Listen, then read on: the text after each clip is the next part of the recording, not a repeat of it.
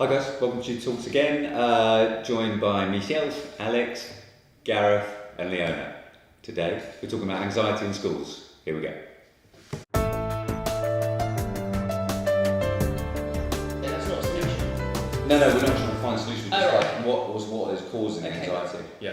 Yeah. I mean, it's Okay. true. Lots of kids will sit at the common entrance for some schools, and then like some of their other ones, they'll do individual papers. It's true. Yeah.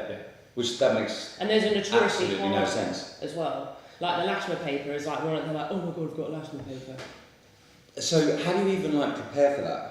Well, you just gotta keep doing them. The problem is they don't have a lot of mark schemes out there. That's what I mean. How do you get to see papers that existed if they're not You ICB? can get papers, and you can write to ICB as like a parent or someone else and get a whole load of papers and question.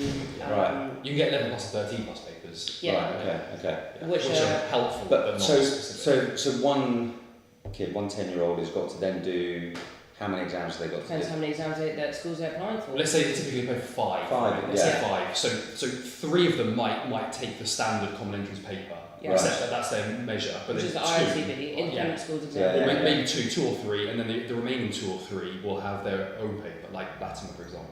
And they're sat roughly at the same time each year, but I guess it's you've all in got that January time. you're doing going to all these different schools doing 11 plus is January. Yeah. 13 plus. It's like May, Can't remember. June, isn't it?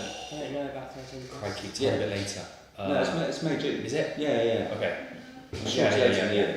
Yeah. We've got additional things, haven't we, for 13 plus. But just going back to 11 plus. Yeah. So a 10-year-old would have to be taken. I guess Yeah. mum or dad would be out of school for the day, going to these other schools, doing all these Yeah, tests. the standard paper though, the common entrance paper is almost certainly done in school. Yeah. Because all the kids, Yeah, all because the they're kids all are doing it for a number, maybe all of But them. remember, this is also only for independent schools. Otherwise, you've got to do SATs. Yeah. SAT, like your 11 plus SATs, haven't you? Yeah. But it doesn't really matter where you're going, what you're doing. It's pretty stressful, isn't it? Yeah. If you're 10, yeah. When you're 10, doing those sort of exams is mad. I could not do that now. That's pretty stressful for a 10-year-old though. Yeah. I could not do that. If you said to me, right, you're gonna, don't know, give my No, but mum for the weekend, when take you're me a to kid, places, do you exams. want to be going off and playing in the park. You want to be Right. having play dates. You want to be playing netball. You want to be doing off-school clubs.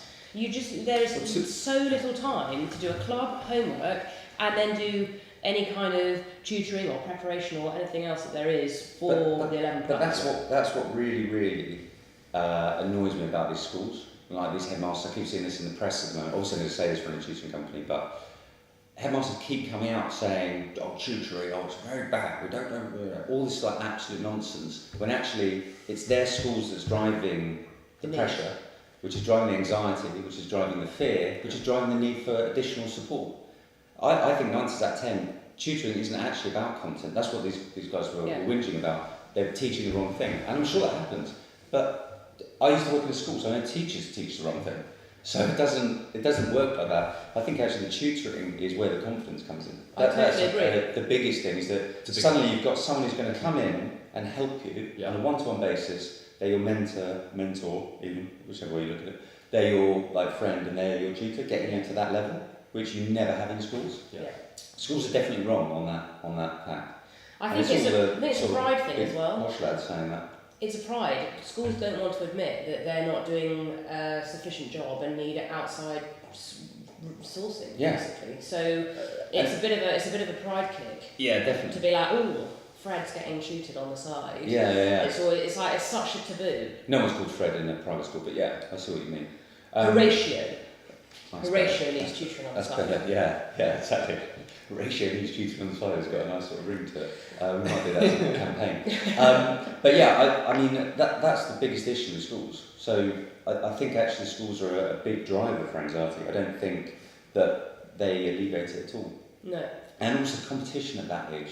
I think competition should be throwing balls to each other and playing sport, or doing something, but you're still doing it as a team. There's a nice social sort of support interaction. Not trying to beat someone in a biology test. We're in a class of 20 of us, right? I've got to beat you, otherwise you'll get my school place. Yeah. I think that's a very valid point though, because all of this, everyone keeps banging on about the stats, it's got to be, we've got to get X amount of people through all of these hoops. Yeah. And actually, yes, it's quite a lonely place when you get pushed through all of these tests and everything else. But actually, you have to be better than a boffin. You have to be more holistic in that, because Oxford don't want you if you're just a geek. They want you to have social skills. They want you to have skills that are going to go get you jobs later on. Because that's the world that we live in. Yeah, that's the issue. And I think actually one thing I would say about the tutoring, you have got to be careful. You've got to know who you're getting. Is that they will then drive kids down like a path, whatever that person is like, their personality is like, which obviously these schools are looking for. They drive them down a path which you've got to be careful of, because it's just like a tick box, right? You've got to speak like this, you've got to do this, you've got to cover that. So that is one thing you've got to be aware of. But yeah, I mean, I think that's like pretty obvious that it starts super young. I think that's the biggest issue. Yeah. Like this sort of testing is crazy at this level. It's a lot. But going back to what we said in the past, what is the alternative? These schools driving competition.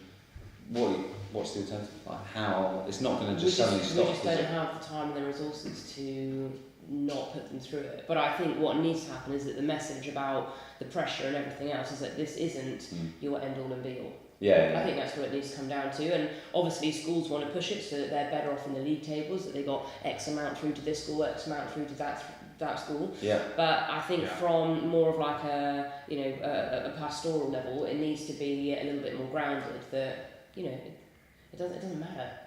Thanks very much for joining us again, guys. Thanks to Gareth and thanks to Leona. We'll see you next time.